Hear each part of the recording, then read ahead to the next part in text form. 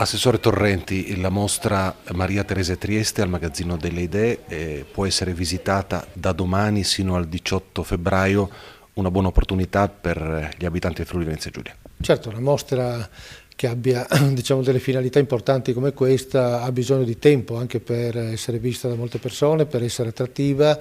per utilizzare anche quel tam tam favorevole, diciamo, che anche gira a tutta Europa, speriamo. Quindi 5 mesi di tempo, che significa poter essere visitata da una parte degli studenti, dalla parte dei tristini, ma soprattutto, diciamo, da chi arriva qui o chi verrà appositamente in ambito turistico, perché spiega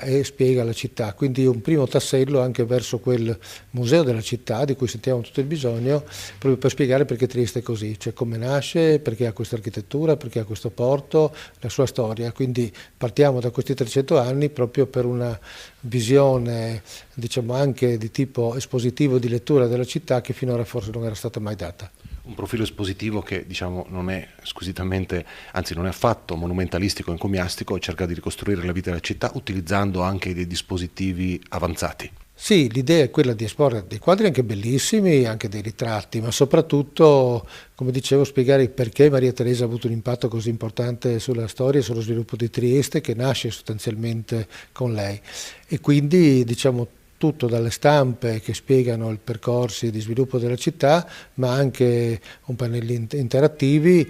che diciamo, rispetto alle stampe antiche che sono caricate, ma contemporaneamente sono estremamente moderni, perché proprio possono diciamo, dare il senso del trascorrere dei secoli, dei decenni e degli investimenti con che logica sono stati fatti. E proprio perché, come dice anche l'intestazione stessa della mostra, in qualche modo Maria Teresa ha avuto un'idea del futuro della città, dello sviluppo della città, e spesso anche la politica di oggi manca di visioni così a lungo periodo, che invece lì ci sono state e hanno portato poi 200 anni di sviluppo, quindi molto molto importante comprendere come si sono sviluppate. La mostra vuole partire soprattutto da rispondere a questa esigenza.